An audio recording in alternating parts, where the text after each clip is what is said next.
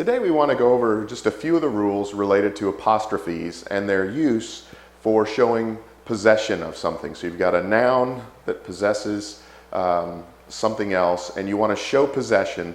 Sometimes it can be confusing to know where exactly to put that apostrophe. Before the S, after the S, to add an extra S. And so we just want to go over not all the rules related to the use of apostrophes, but just a few of the select ones. And I've got them on the board here behind me, so we're going to go over those briefly. Once again, apostrophes related to possession, not apostrophes in contractions or things like this, but to show possession. If there is a plural noun that ends in S, the apostrophe comes at the end, and there's no need to add an extra S. So when we think of the plural noun students, meaning more than one, and we want to talk about something that belongs collectively to the students, like their hats, the way you would write it is the students, apostrophe, hats. You would not include an extra S. It wouldn't be the students, apostrophe S, students' hats. It would just be the students' hats. Next, then, you have a plural noun that does not end in S. In this case, the apostrophe comes after the word, and then you do add an S. So in this case, the plural for man is men, and you want to talk about the men's meeting. So you put the word men, apostrophe, S, and meeting. So in the first one, it's a plural noun that ends in S. You just put the apostrophe and you're done. And the second one, the plural does not end in S, so you add the apostrophe, then the S, and what's possessed. And then finally, if you've got a singular noun that ends you've got a singular noun, it ends with the apostrophe S, basically. So a singular noun, like our first one up here, we had a plural noun. The singular of students is student, and we want to talk about one student's hat. Then we put the word student, apostrophe S, hat. So it mimics this rule here, number 2. So a singular noun, you end with apostrophe S, the student's hat. For names that end in S, proper names, things like that, you don't have to add another S at the end, but it is customary to do so. So when you talk about the Joneses' house or Texas's weather, the way you do it is the word Texas, apostrophe S, weather. Now it would be fine, it would be acceptable if you just put Texas, apostrophe, weather, and people would know it means Texas's weather. And the same with Jones. The Joneses' house, you would put Jones, apostrophe S, or you could put Jones and then apostrophe. Either would be acceptable, so it's not required to put the extra S, but it is customary. Now, you never use an apostrophe when you're just talking about like the Joneses themselves in the plural. The Joneses went to Africa. In that case, you put Jones and then ES. You don't put an apostrophe there at all. But anyway, in terms of apostrophes and possession, just to review and hopefully make it clear, if it's a plural noun that ends in S, all you do is put the apostrophe on the end. Students, hats. If it's a plural noun that does not end in S, then you put an apostrophe S, men's meeting, mice's feet. If it's a singular noun, then you just put the noun apostrophe S to show possession. With formal things like Jones and Texas, just an apostrophe at the end is fine, but if you put an apostrophe S, that would actually be more customary. I hope this has been clear. If not, or you'd like to learn more about this, then underneath this video, if you look right beneath the video, there's a link there. If you'll click on that link, it'll take you to the website that has related information to this, more information about things related to this. And also on that website, you'll find a link there to an ebook that's ready for immediate download. ACT, English sentence structure. An independent clause contains a subject and a verb, and it's a complete thought. So an independent clause can stand by itself, so it can be a sentence. Like the sentence, I am running. See here we have a subject, I, and then we have this verb phrase, am, and running. And so it's a complete thought. It can stand alone and be a sentence. Now sometimes independent clauses have other clauses grouped with them, but they can also stand alone. Now, a dependent clause also contains a subject and verb. However, it is an incomplete thought.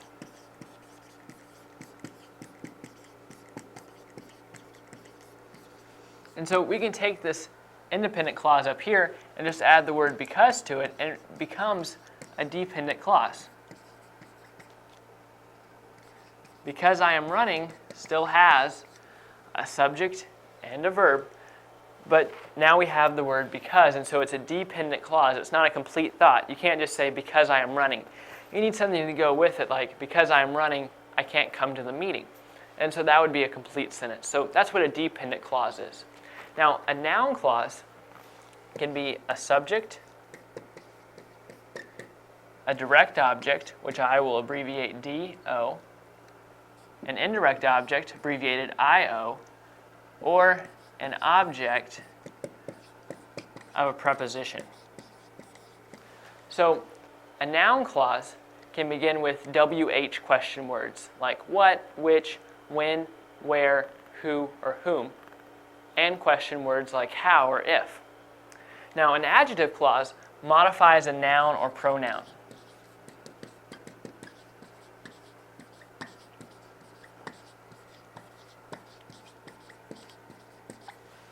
So an adjective clause begins with a word like who, whom, which, that, whose, when, where, why. And it's going to follow the word it modifies. Then finally we have an adverb clause, which modifies a verb,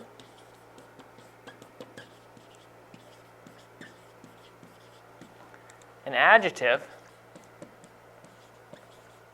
another adverb, or an object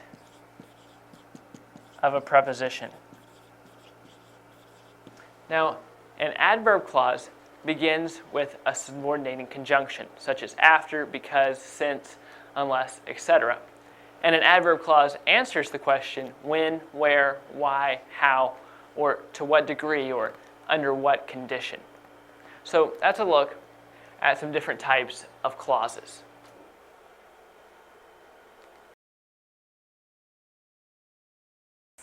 Commas have many different functions, but their three primary functions are to separate clauses,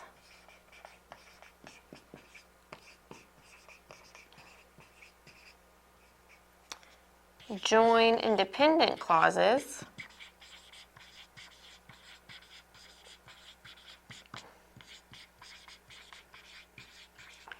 and they're used to avoid confusion. So since we talked about separating and joining clauses, let's first talk about what a clause is. A clause is a piece of a sentence. If you have a dependent clause, it is dependent on the rest of the sentence. It cannot stand alone as a complete sentence. It would be a fragment.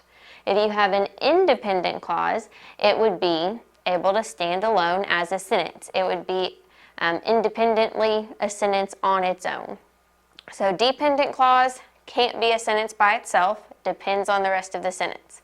Independent clause stands alone, can be a sentence all by itself. So let's look at how we can separate clauses with commas. You will use a comma to separate a dependent introductory clause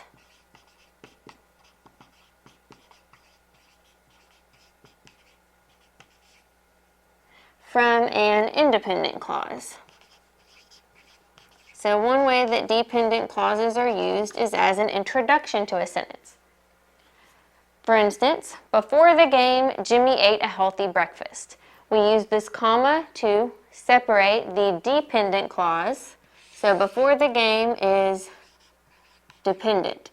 You cannot say before the game all by itself and have it be a complete sentence. It's only a prepositional phrase. So it is a dependent clause. But then you have Jimmy ate a healthy breakfast. This would be independent. It could stand all by itself. So we are separating the dependent introductory clause from the independent clause. Before the game, Jimmy ate a healthy breakfast. And you notice how you pause where that comma is.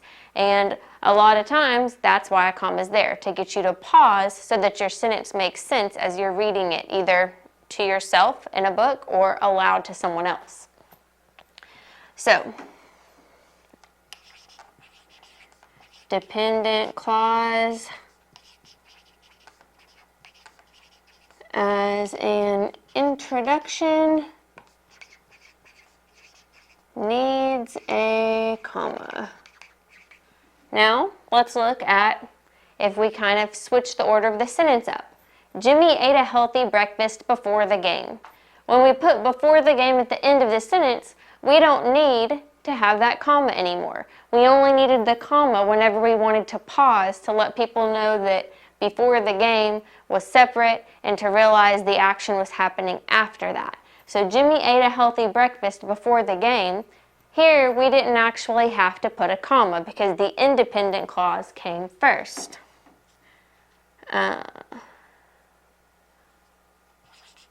So we had our dependent clause at the end, no comma needed. Now this is in this situation. That doesn't mean there will never be a situation where you will have a dependent clause at the end that needs a comma. If you have several items in a series, you may still need a comma toward the end of the sentence. But if you're using an introductory phrase, if it comes at the beginning of the sentence, you need the comma. If it comes at the end of a sentence, generally you won't. Let's look at another way that we use commas to separate clauses. You will use a comma to separate two independent clauses joined by any of the following conjunctions.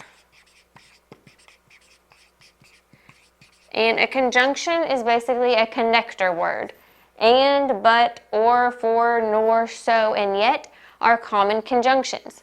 If you have two independent clauses, that means two phrases in a sentence that could stand as a sentence on their own, and they're connected by one of these conjunctions, then you will need a comma to separate those two.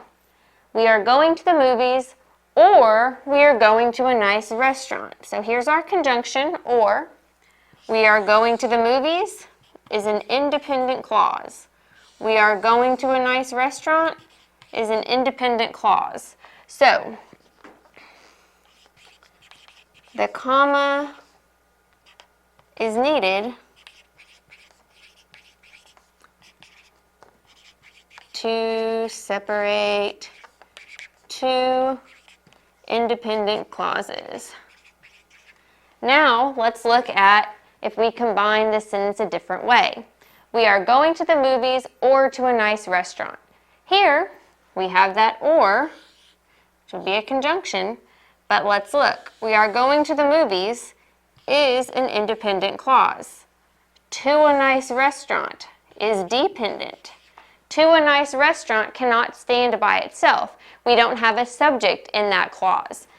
In this version of the sentence, we had we are going still included. So we still had a subject and a verb, so this was a complete thought all by itself. So it was an independent clause. It could stand as a sentence. To a nice restaurant is missing that. It's missing both your subject and your verb. It's not been made a complete sentence, so it's dependent on the rest of the sentence to make sense. So in this instance, we did not have two independent clauses.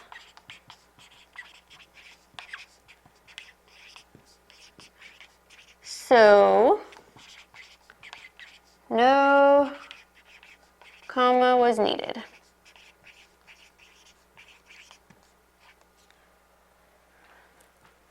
Okay, now let's look at the second primary function of a comma. To join independent clauses, to avoid short, choppy sentences. So generally, whenever we are going to join independent clauses, we're doing it so that we don't have a series of short, choppy sentences. Now you're going to see that this might look a little similar to where we separated independent clauses. Sarah plays softball and Sarah enjoys swimming.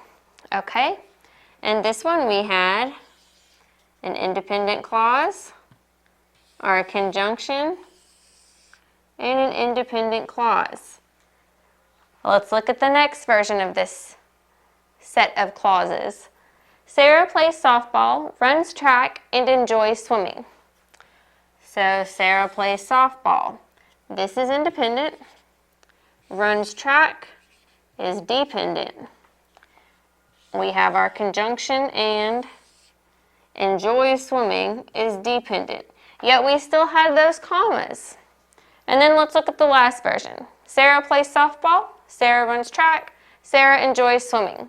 So all three of these are going to be independent clauses because they are complete sentences. But they're short, choppy sentences.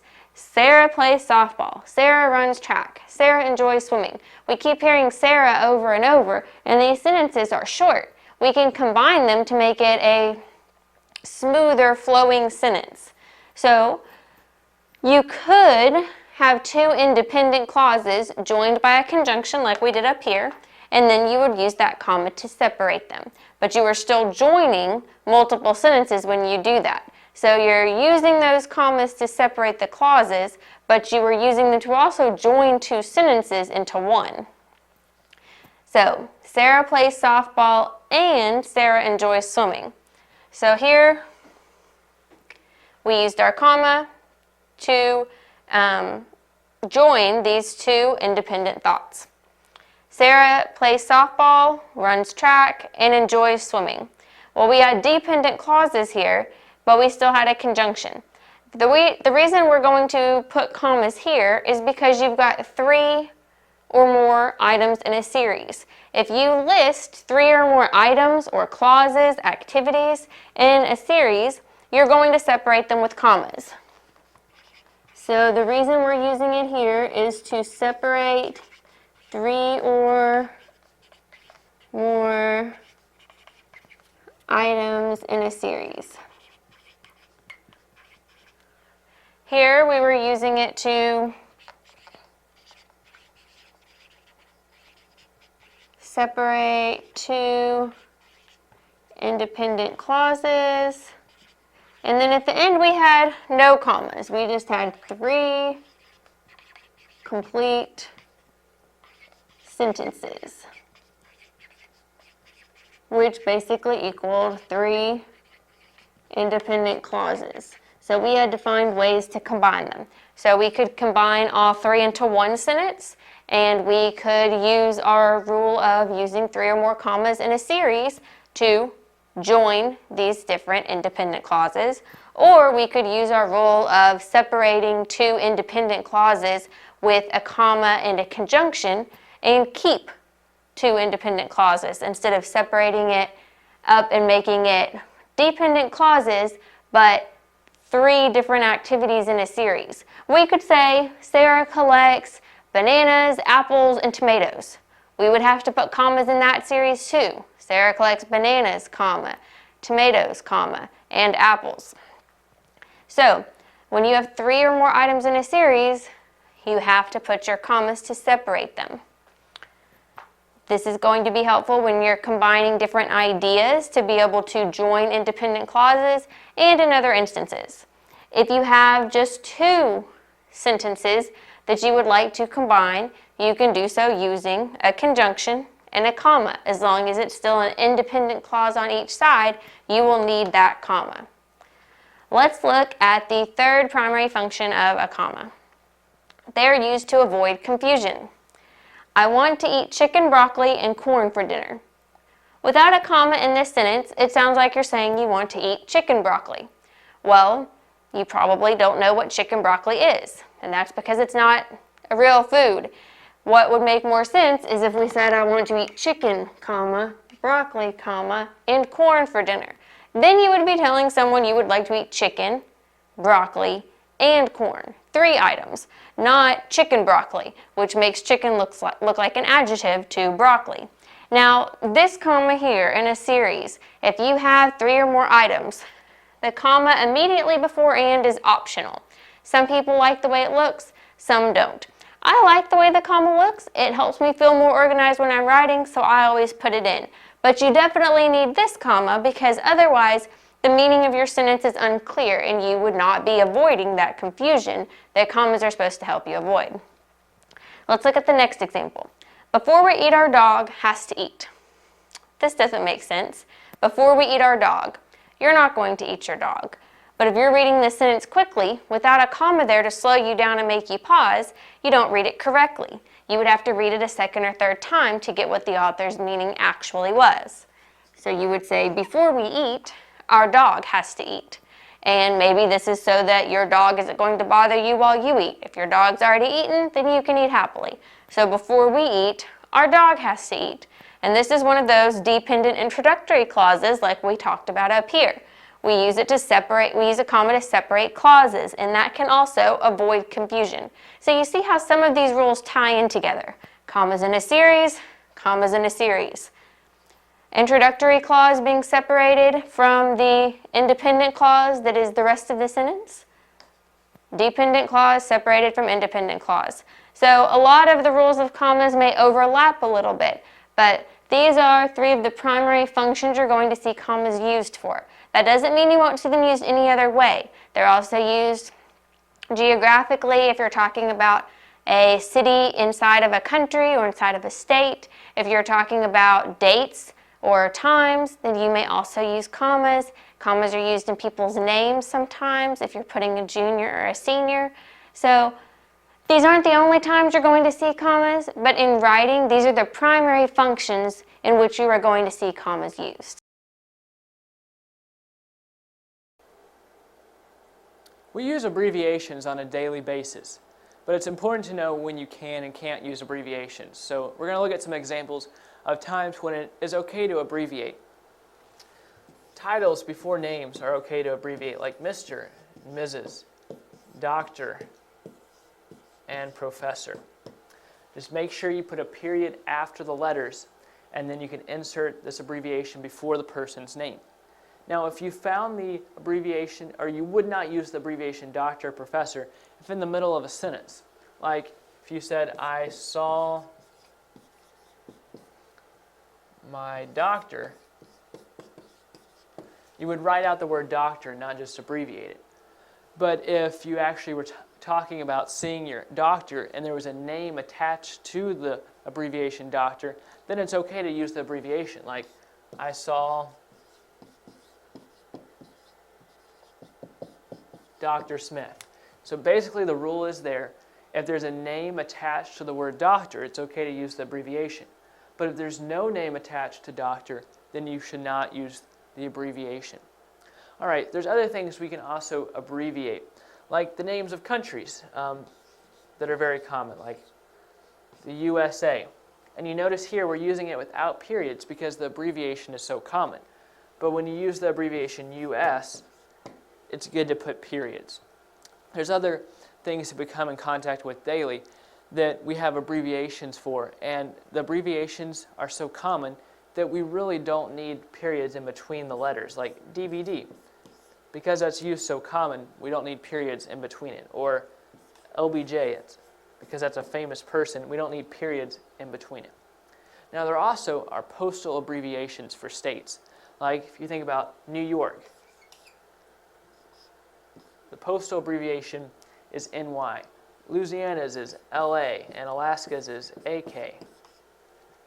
And you don't need to put periods after each letter here. So use postal codes when appropriate, either in non-formal writing or on the front of envelopes. There's also other state abbreviations like they're a little bit longer, like Pennsylvania has a postal abbreviation, but then it also has the longer four-letter abbreviation of PENN. Or Montana's would be MONT period.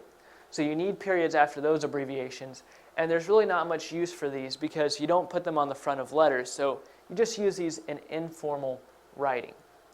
So there's not really any kind of rules that I could give you on when you need to put periods in between the letters of abbreviations and when you don't need to.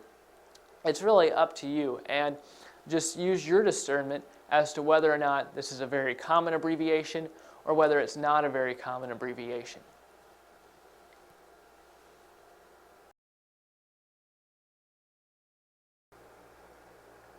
Brackets can be used several ways in sentences. However, you as a writer need to be extremely careful when using brackets, and you need to be careful not to overuse them. So let's take a look at some examples of when it is okay to use brackets. But remember that you need to use brackets sparingly. So this quotation says, I am very excited. Now, if you as a writer were going to include this quotation in a sentence, you would need to amend this quotation slightly to make it more understandable on the reader's part. So we could say, I am very excited to be here. Now notice I put the words to be here in brackets. That's because that's not something the speaker said. That's something I added into the sentence. So that's why it's in brackets, to show the reader that it's not something the speaker actually said. However, all the words in brackets are still inside the quotation marks because I wasn't saying something contrary to what the speaker said. I'm saying something the speaker probably would have said but didn't. I'm just further clarifying what the speaker said. You can also put words in brackets when you need to change the pronoun form or the verb form of a sentence to help it make sense. Like say I'm talking about the past tense. I could say, I was very excited, and put that in quotation marks. So I put was in a bracket because I changed the verb form. And so brackets just lets the reader know that that's something that the writer amended in that sentence. Another time you can use brackets is if you need to include some extra information inside parentheses. So say you're going along in a sentence, these are just words, then you need to add something and you put it in parentheses. But then you need to add something else inside the parentheses. You could put some words, so there's words inside the parentheses. You want to further clarify, so you put some words in brackets and then close it off with parentheses. So brackets are just used inside parentheses. However, use this sparingly. It's okay to use parentheses around things, but you need to put brackets inside parentheses extremely sparingly. There's not very many instances in which you need to use both parentheses and brackets. So again, use brackets sparingly because lots of brackets make it difficult on the reader's part. However, there are some instances when it's appropriate, like the ones I wrote up here on the board.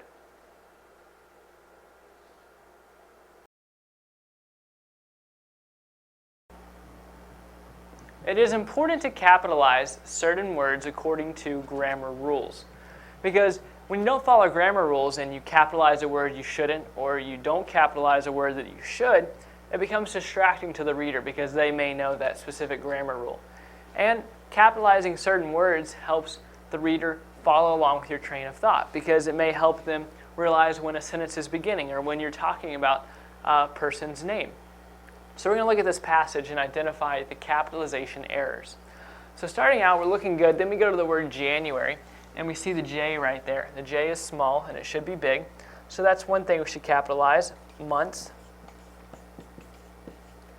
Then we continue on to which was a Friday, and we find that the F isn't capitalized. So I'm going to write days. So you don't capitalize the word days, and you don't capitalize the word months, but you do capitalize months of the year, like January, February, December. You capitalize days of the week, like Monday, Tuesday, and Wednesday.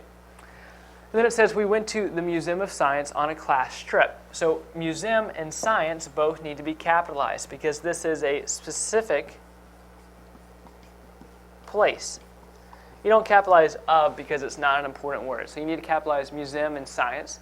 And then notice right here, class does not need to be capitalized because there's no reason why it needs to be capitalized. Now we go to this sentence, and the is not capitalized, even though it's the first letter of the first word of a sentence. So we need to capitalize the first word of a sentence. The class took a bus to the museum. Now you may be thinking that museum needs to be capitalized here as well because we capitalized it over here. But here we're talking about the Museum of Science. It's a specific museum. Here we're just talking about a museum in general, so it's not capitalized. It was a lot of fun. That sentence looks good. My teacher, Mrs. Jones, and some parents came with us. Now the first word of the sentence is capitalized, which is good. Jones is capitalized, which is the last name. We always capitalize last names. But then Mrs. isn't capitalized. And so you need to capitalize abbreviations before names. Abbreviations before names. And so those can be things like Dr., Mr., Ms., Mrs., all those abbreviations need to be capitalized. And so those are some examples of words that do need to be capitalized, but there are many other grammar rules out there, but those are some common words that are accidentally capitalized or accidentally not capitalized.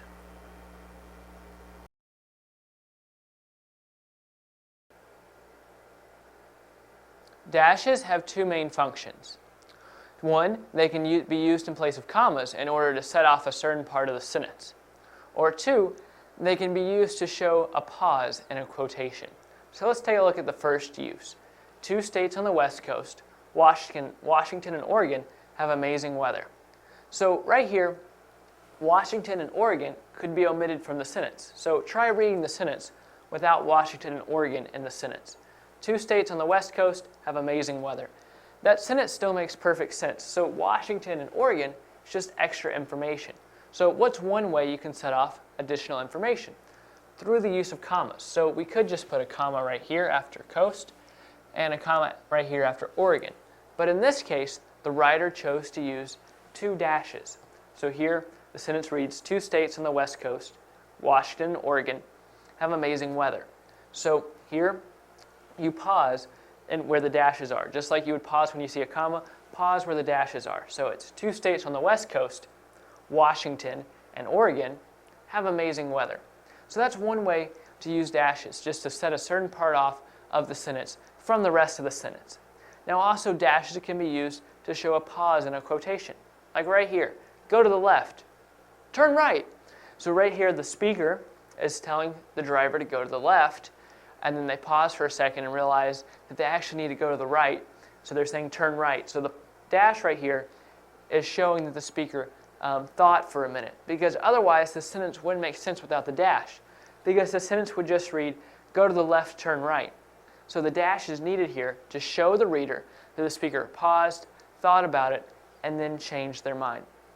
A dash can also be used at the end of the sentence if a speaker suddenly stops what they are saying.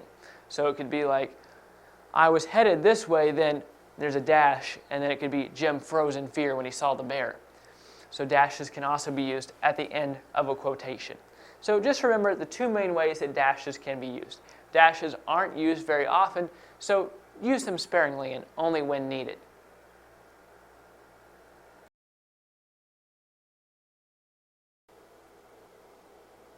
It is very important to avoid the use of double negatives in writing and in speech. Take a look at this sentence. The man did not say nothing. Now this is what is called a double negative, because there are two negatives in this sentence. Some negatives would be no, not, and nothing. Or nobody would also be a negative.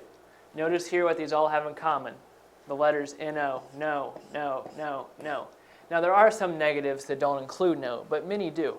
So you cannot have two negatives coexisting in a sentence because they cancel each other out. See, this sentence says the man did not say nothing.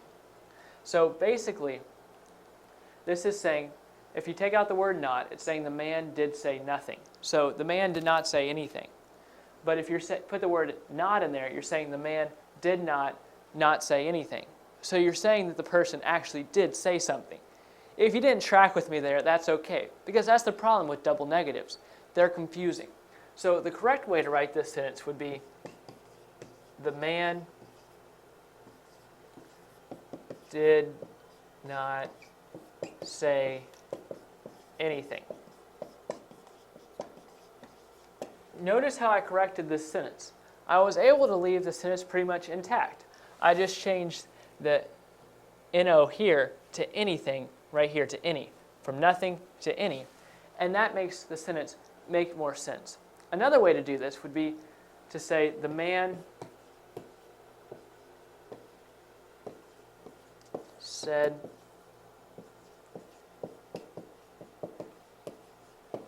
nothing.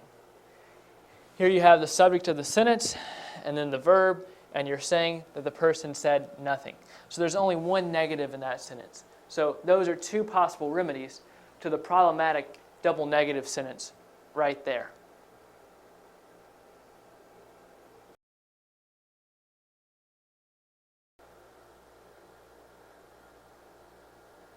An ellipsis is basically three dots. You may have not heard the word ellipsis before, but surely you've seen three dots used before in writing. So the main way that these three dots can be used is to show that something has been omitted from a quotation. So originally a speaker said, this is the time to act, this is the time to move right now. Now, the writer of this paper wanted to include that quotation. However, they wanted to make the sentence shorter, and they didn't want to include the entire quotation. So they removed the part that says, "This is the time to move," and put 3 dots in replace of that phrase that has been removed from the quotation. So that shows the reader that something has been removed from the sentence, and this is not exactly how the original speaker said the sentence.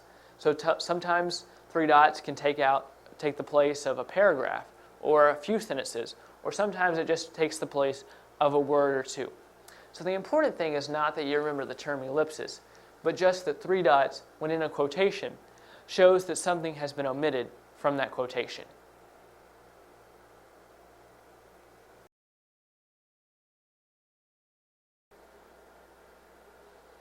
The exclamation point is used to show strong emotion. It's important that writers only use the exclamation point sparingly, because if it's used too much, it loses its effect. So make sure it is only used when it is actually needed. So take a look at this sentence. Look at that sunrise.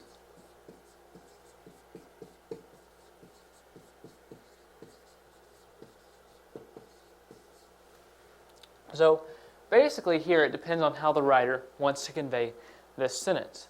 Or say this is a quotation. It depends on how the speaker said it. So if the speaker said, "Look at that sunrise," we would just put a period at the end. But if the speaker said, "Look at that sunrise," then we would put an exclamation point or an exclamation mark, as it is often called. Exclamation points can often be used after one word, like "Wow, look at that sunrise."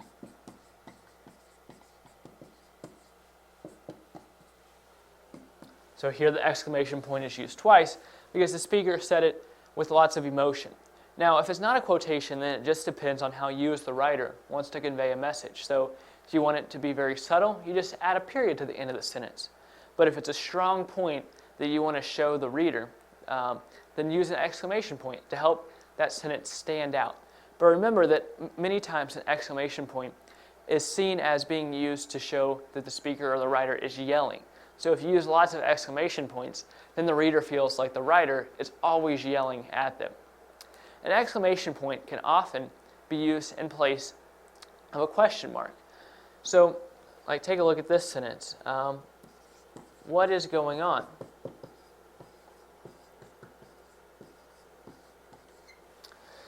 So here, generally, you would put a question mark because it's a question. But if the speaker said it like, "What is going on?" or the writer wants to convey that strong emotion, then you'd put an exclamation point in place of the question mark. So again, make sure that the exclamation point is used appropriately and not too often so that it does not lose its effect.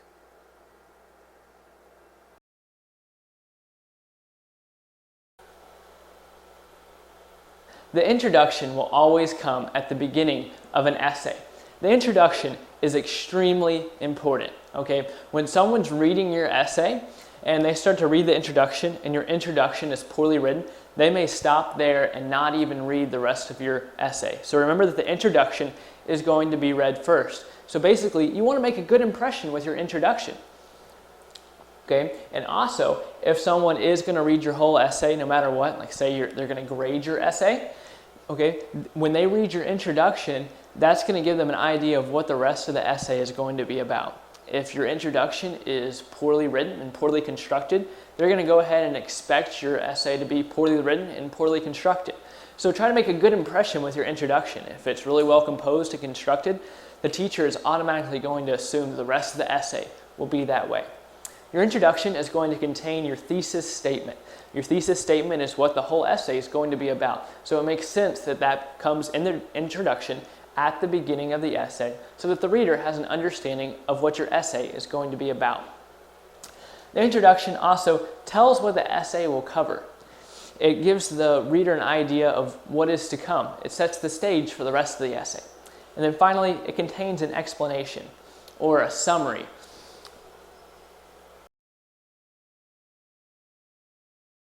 Parallelism. Parallelism means writing with a parallel structure. That means all nouns, verbs, and phrases should have the same structure. Let's look at some examples to see what that means. In example 1, John runs fast and plays hard. There we have multiple verbs, runs and plays. So they should be parallel. They should have the same structure. And both runs and plays are simple third person present tense verbs. So they are simple verbs. They don't have any suffixes. They're third person. We're talking about John. You're not saying I did this. You're saying John did this, talking about someone else. And it's present tense. He's running and playing right now. He runs and plays in the present. So they agree. Both runs and plays are simple third person present tense verbs. So they have parallel structure. So this one is good. Let's look at example 2. My hobbies are playing the piano, running marathons, and reading books. So we have 3 phrases there, but they all start with verbs. So let's look at those. Playing the piano, running marathons, reading books. This sentence also has correct verb structure. Playing, running, and reading are all present tense, and they all have ing as a suffix for them. If this sentence didn't have parallel verb structure, it would seem awkward and disjointed. Think about it. If it said, my hobbies are playing the piano, run marathons, and read books, it wouldn't make sense because you've got one with ing, one that's present tense, and one that's past tense. They all have to agree. They all have to have the same structure. They need to be the same tense. They need to be the same, have the same suffix, or all not have a suffix. And all these things are important whenever you're writing a sentence that is more complex than just something with one subject or one noun and one verb. If you have multiple nouns, verbs, or phrases, you need to make sure they have parallel structure. So again, this one was good, but if it wasn't, it wouldn't sound very good. It would sound awkward and disjointed. Let's look at example 3. When we went to the beach, we spent the whole day swimming in the water, building sandcastles, and we took walks on the beach. This one was another one with 3 verb phrases. When we went to the beach, we spent the whole day swimming in the water, building sandcastles, and we took walks along the beach. Swimming and building are both present tense with ing endings, but took is past tense. It does not have the ing, and it makes our sentence sound disjointed. So this one needs to be revised. So let's talk about some ways we can do that. We already have swimming and building, so we could make that last phrase agree with the first one. If we do that, we could say, we spent the whole day swimming in the water, building sandcastles, and taking walks along the beach. And that is one correct way to fix this. Now, that isn't the only way. Let's look at another way, because whenever you're trying to find parallel structure, you don't necessarily have to make it all match the first verb that you come to or the first noun that you come to. You just have to make them all have the same structure. So if we took them all out and we came up with a different way, we could say, when we went to the beach, we're going to take out even more of it to make this one make sense. When we went to the beach, we swam in the water, built sandcastles, and took walks along the beach. So in this one, instead of leaving the first 2 in the present tense with ing suffix, we changed them all to match that last verb, which was past tense. But we took out having we here because we already had we at the beginning. We didn't need to keep repeating we. We could just make the phrases go after it and have parallel structure so that they made sense. So another way to fix the sentence was to say, when we went to the beach, we swam in the water, built sandcastles, and took walks along the beach. So we changed them all to past tense, and now they match and have parallel structure. So now we've revised it and it's good. So whenever you're writing, make sure that your writing has parallelism. You want to make sure that all the nouns, verbs, or phrases have the same structure so that your writing makes sense and doesn't sound awkward or disjointed. Plotline.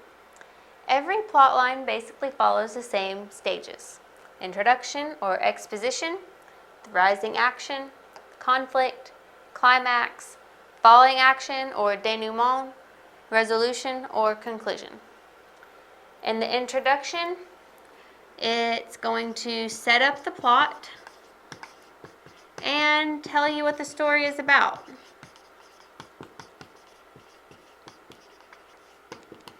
It's at the very beginning and it's just there to kind of get everything set up.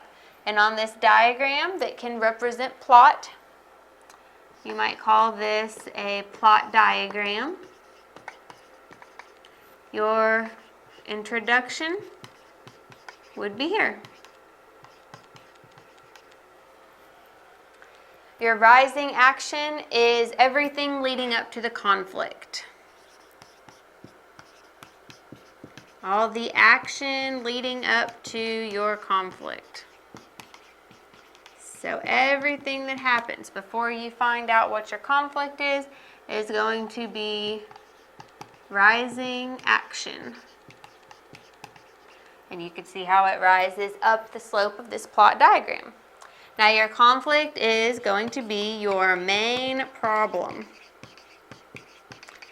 Now, there may be lots of problems in this particular story, so the main problem is what your conflict is going to be, and that's located further up on the diagram. So you've got your introduction where everything gets set up, rising action leading up to your conflict or problem. That's the point in the plot where you find out what the main problem is going to be. The climax is going to be that very important part where the conflict kind of comes to a head. All the trouble comes to a head. It's the peak of the conflict. If there were people that didn't know about this problem, the climax is when everyone finally finds out. So the climax is up here at the top. It's when all that action that's been building up and rising finally comes to a head, it comes to the top, and after that your story starts resolving itself. So with your falling action, it's going to be what comes after the conflict.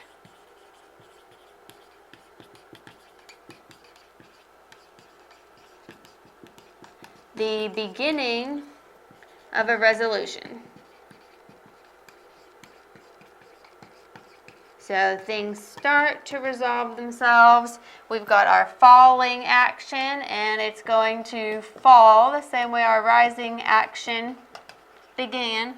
So the author may be tying up any loose ends, kind of getting you ready for the end of the story with your falling action.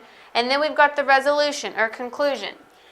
And this is where you might find,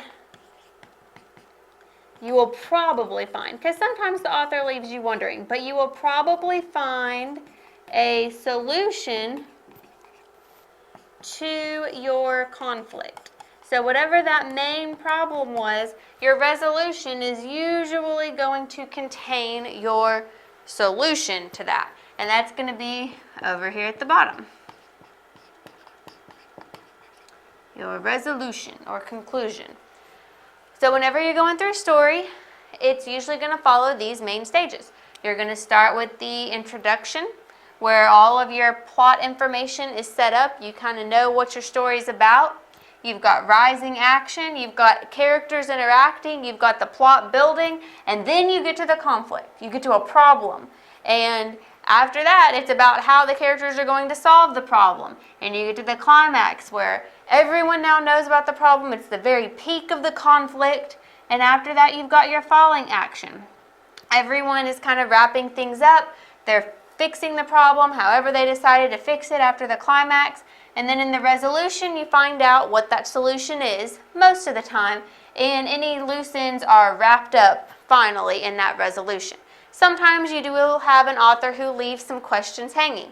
A lot of times if there's a cliffhanger ending to a book and you know there's going to be a sequel, or the same with a movie, then the plot line might not give you a solution because they're going to give you another book later on that hopefully has a solution in it. So whenever you're looking at any literary work, look for a plot line in it to help you understand what's happening. If you can understand your plot, you're going to be able to understand everything else in the story a lot better.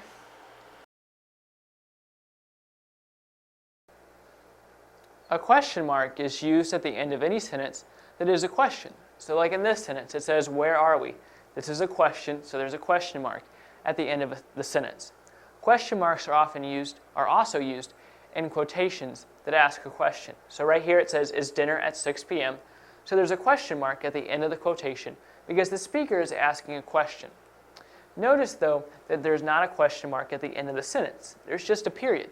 That's because the writer of this sentence is not asking a question. "Is dinner at 6 p.m.?" he asks, is not a question. But "is dinner at 6 p.m.?" Well, that is a question. So that's why the question mark only applies to the words inside the quotation marks. Also notice right here that 6 p.m. ends with a period because it's an abbreviation. Even though there's a period right here, you still use a question mark right next to the period. You probably noticed that in quotations that declare something, you just put a comma at the end. So if this was a declarative sentence, we would just leave it as a period. But since it's asking a question, we use a quotation mark. Now, this next sentence is an example of when not to use a question mark. It says, "The officer asked why I was speeding." This is what we call an indirect question, because although this sentence is talking about a time that someone was asked a question, this sentence right here is not a question, so a period is just used. This sentence says, "We will leave at 7 p.m., won't we?" So, "we will leave at 7 p.m. is a declarative sentence, so it would just end in a period. But since "won't we" is added to the end, it becomes a question. So that's why we need a question mark at the end. This final sentence says, "Will everyone please give their full attention to the speaker?" So notice that this sentence ends in a period, even though this sentence technically is a question, because the speaker of this sentence is saying, "Please give your attention to the speaker." However, this is more of a formal request.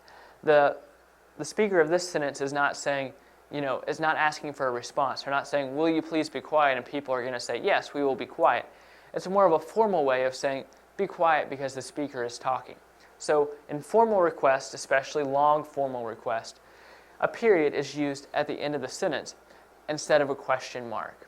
So the important thing to remember is that question marks are just used at the end of any sentence that is a question.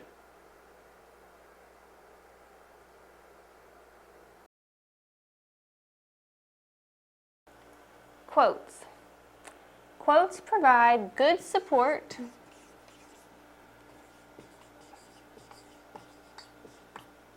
in a response to literature.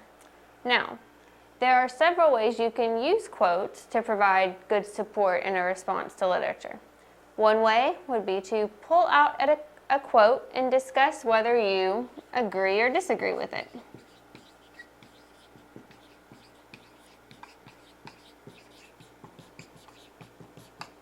Maybe the author put something in that you really agreed with, or that you really thought emphasized what your evaluation of this work was.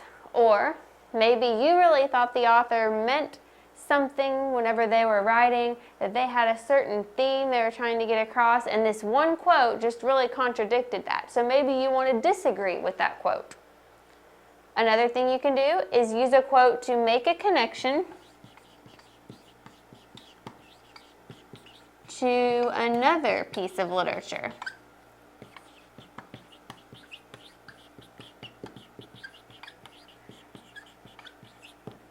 Maybe you found a quote in your work that you're reading and it struck a chord and reminded you of something in something else you'd read, and connecting the two would make your interpretation stronger. Then you could use a quote from your current work or a work from the piece of literature you're trying to connect,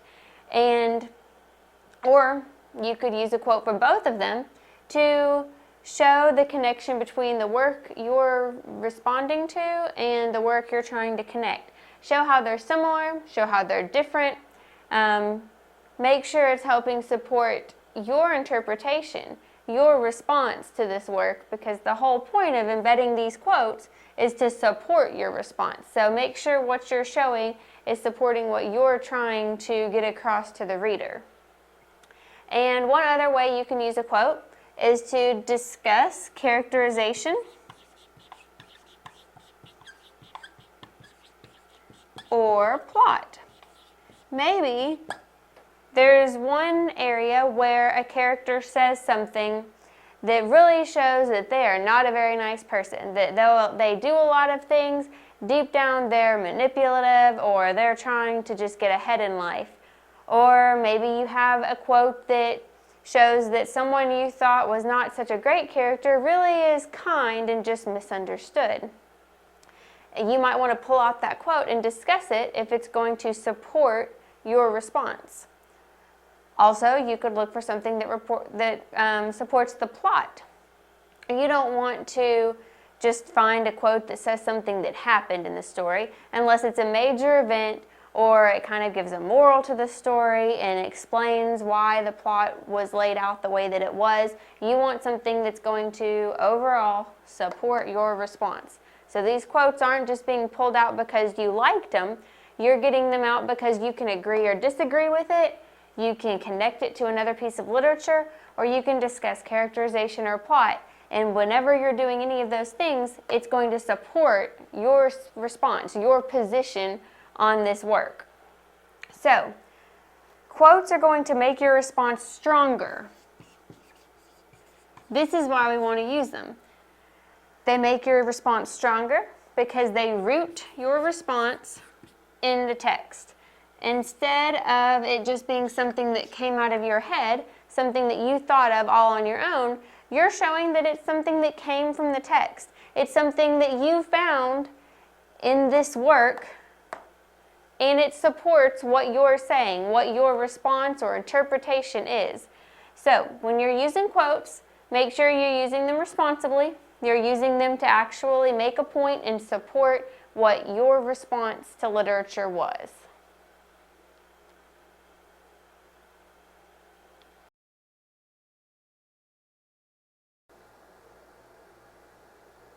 There are a couple of uses for the slash. So there is a forward slash and a backslash. But we're not worried about the backslash here. We're concerned about the forward slash. There's a couple of uses for the forward slash that I want to take a look at. I have some examples written up here on the board. This first one says, bring your notebook and or spiral. So notice there's a forward slash between and or. That's because the writer doesn't know which one will apply to the reader. So say the reader has a notebook and they also have a spiral, then the word and is more appropriate to the reader, the notebook and the spiral. But say there's another reader that just has a notebook or they just have a spiral, then the word or is more appropriate here because it would say bring your notebook or your spiral. So the writer is just putting and or in there because it just depends on the reader in that case. And so the writer is showing that either one is acceptable. It's acceptable if someone just brings a notebook or if someone just brings a spiral. And it's also acceptable if someone brings a notebook and a spiral. Forward slashes can also be used to separate the lines of a poem. Now this can only be used for short poems like, not poems that can make up a whole book, just short poems. And you put a forward slash in there to show that these are two different lines of a poem. So in a poem you would have one line here, the air is filled with mist, and the next line would say, but I must insist. But in this case, we're just writing it in one line. So there's a forward slash to differentiate between the two lines of the poem. So that's a couple of uses for the forward slash. It's not that common in writing, so be hesitant when you use it and use it sparingly.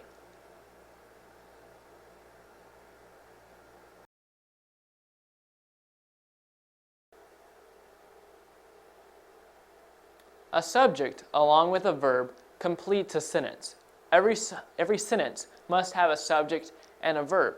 So always be looking for the subject in a sentence because it has to be there somewhere. Look at this first example. Running is good for you. The verb right here is. So then what is the subject of this sentence? Well, the way you can find the subject is it's the person or thing that's doing the action in the sentence. So what is in this sentence? Running is. So running would be the subject. Okay, so think of another example, like he rode his bike. Okay, rode is the verb here. So again, you can just ask the question, who is riding here? Who is the person or the thing doing the action here? Well, the action is riding, so then who is riding? He is riding, so he would be the subject. Over here, she is cheerful. Okay, who is cheerful? She is cheerful, so she would be the subject. Now this is going to get a little bit more complicated now. She is cheerful, but her friend looks sad. So right here you see a verb, and then, okay, who is cheerful? She is cheerful. She is the one doing the action in the sentence, and that's being cheerful. So she is the subject. Now you look down here and you see another verb, looks. So what's the subject over here? Can there be two subjects in a sentence? There can. Because notice right here, but. But is what we call a conjunction because it joins two clauses together. So we have a sentence here and a sentence here, and but is joining them together to make them one. But if we have a sentence here and a sentence here being joined together by but, that means we must have two subjects and two verbs. So we found one subject and one verb, and then we found the other verb, so we're still looking for a subject. So what could the subject be? Could it be her looks sad? That wouldn't make sense, because remember, the subject is who or what is doing the action. So someone is looking sad in this sentence. Who is looking sad? The friend is looking sad, so friend is the subject over here. All right, like I said, every sentence has a subject and a verb, but you may come across some sentences like this. This sentence says, go to your room. So the verb here is go. So where is the subject in this sentence? Well, the subject is what we call an understood you. So we're going to put you in parentheses right there. So I say it's an understood you. Basically, it's understood that you is the subject of this sentence, so it doesn't even need to be included. So we could actually read this sentence as, you go to your room. But we don't always speak like that. Sometimes we leave the you out of the sentence, so we just have a verb. But nevertheless, there still is a subject. It's just not included in the sentence.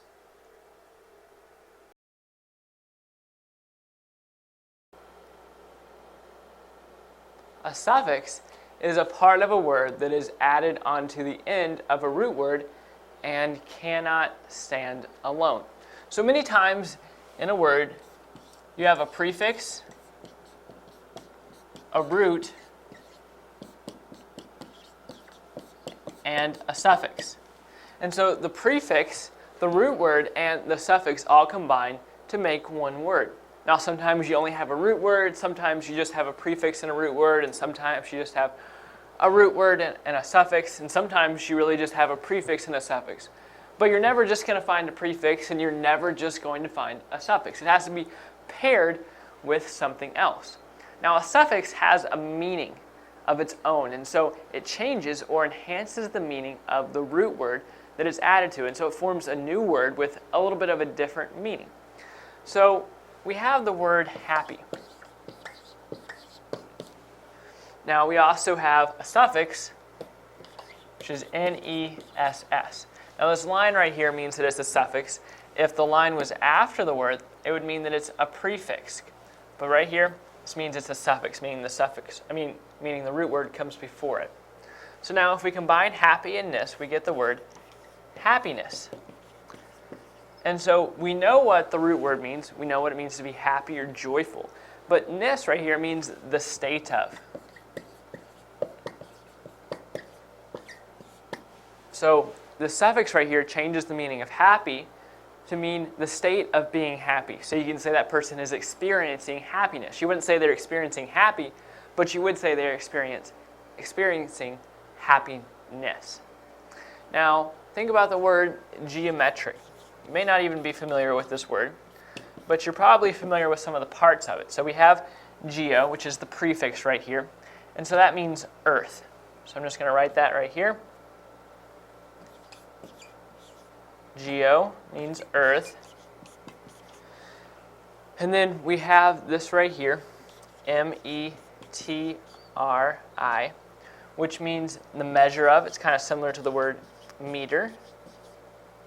And then we have the suffix ic, which means having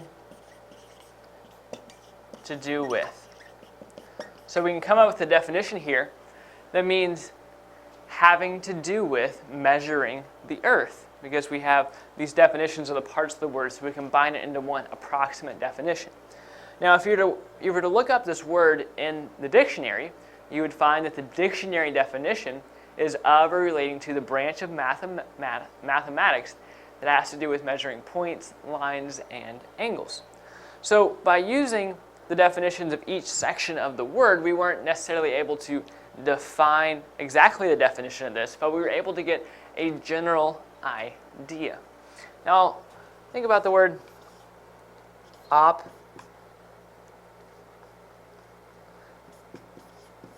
ophthalmology. So with this word right here, we have this first part of it, which comes from the word ophthalmos, which means eye. And then we have the suffix right here, which is ology, which you've probably heard of a lot. Zoology, ecology, geology. And ology means the study of. So again, we can come up with an approximate definition. So this must mean the study of the eye. And so an ophthalmologist is someone who studies the eye. And so it's a doctor who deals with eye problems and does eye surgeries. So if you just looked at ophthalmology and thought that's the study of the eye, you're not getting an exact definition what ophthalmology is, but you're getting an idea that it's the study of the eye and the problems with it. And so there's definitely going to be a more specific definition of it, but you're able to get a general idea of what it's talking about. Now, a couple of the suffixes we looked at here were ness, ick, and ology. And there are many more suffixes. And so if you're able to learn the meaning of some of the suffixes, then you can oftentimes just look at a word and figure out what it means. Another thing you can do, say, for example, like I said earlier, say you saw the word zoology. And so you don't necessarily know what this means. Say you don't know that ology means the study of. But you have heard of the word geology, and you know that means the study of the earth or of rocks. And so you can look at this right here and think, okay, ology must mean the study of, and I've heard of the word zoo, that's a place with a lot of animals, so zoology must mean the study of animals. So think about words that are like this word, think about words that have the same suffix, and think about the definitions of that word, and then that way you can figure out the definition of the word in question. So again, a suffix is a part of a word that is added onto the end of a root word and cannot stand alone.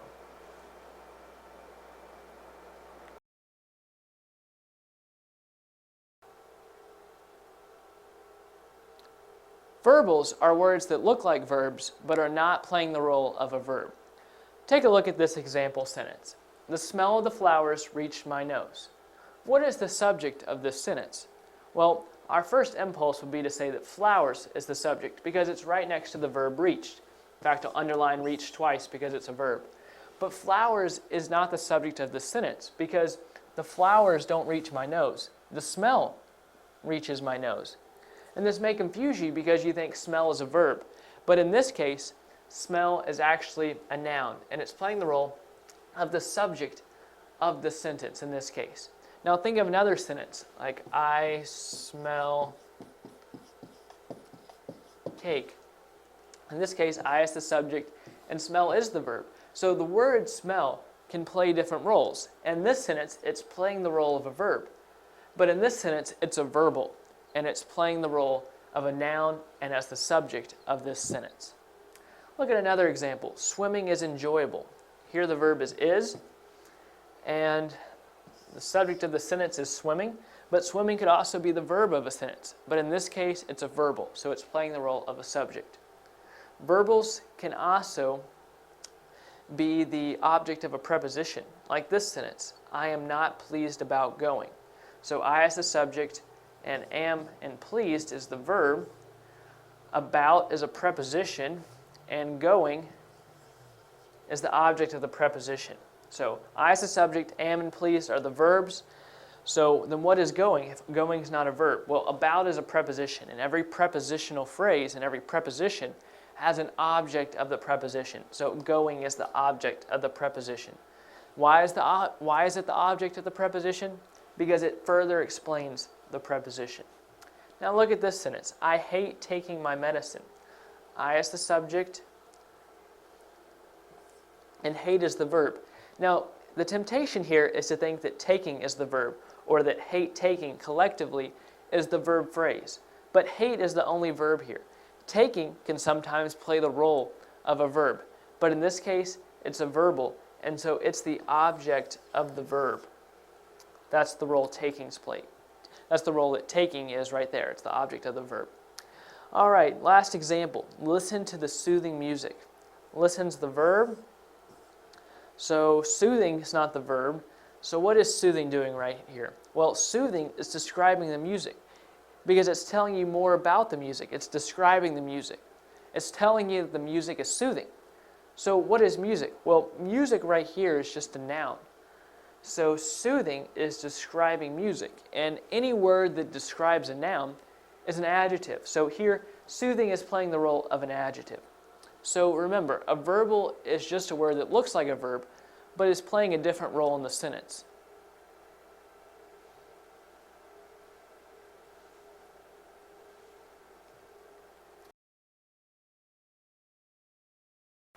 ACT, English sentence structure. Linking verbs do not express action. Instead, linking verbs express a state of being. So you have action verbs and linking verbs. And so linking verbs are reserved for expressing a state of being. So an example is, John was a doctor. Was here is a linking verb, and it's expressing a state of being, John being a doctor. And then the grapefruit here is too sour. The grapefruit is too sour. So is the linking verb here, and again it's expressing a state of being because it's describing grapefruit. So in addition to was and is, some other linking verbs are am, are, were, be, being, and been. Now, a noun or an adjective is going to follow a linking verb. So when an adjective follows a linking verb, it describes the subject.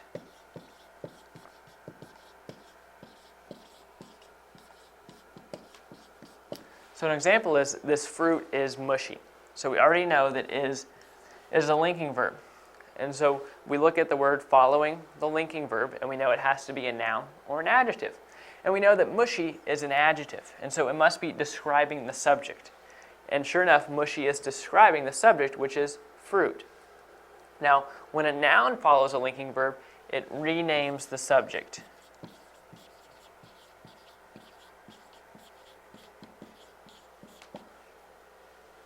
So here we have he is a doctor. Again, the linking verb is, and so the word following it is doctor. And so we know that doctor is a noun, so it must be renaming the subject. And sure enough it is, because doctor and he are interchangeable here because they're referring to the same person. Now, some sense-related verbs can also act as linking verbs, such as feel, look, smell, sound, and taste.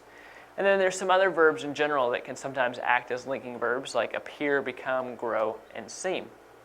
And so we have some verbs that can be either an action verb or a linking verb, depending on their meaning in a sentence. Some examples are appear, become, feel, grow, look, smell, sound, and taste. So right here we're using the verb grew. So here is an example of it as a linking verb. Mary grew ill. And so a linking verb is going to have a noun or an adjective following it. So here we have ill, which is an adjective. And so since it's an adjective, it must be describing the subject. And sure enough it is. It's describing Mary. It's saying that Mary is ill.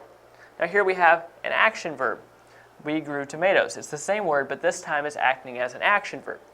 Now pretend for a second that it is a linking verb. We look at the word tomatoes and we see that it's a noun, so it must be renaming the subject. Well, we and tomatoes aren't interchangeable because we and tomatoes are not the same thing. So we know that grew here must be an action verb. So you just have to base it off the context of a sentence when you're trying to decide whether a verb is acting as a linking verb or an action verb. But when you come up to these words up here, these verbs are always going to be linking verbs But when you come to sense-related verbs as well as some other verbs, they can act as a linking or action verb.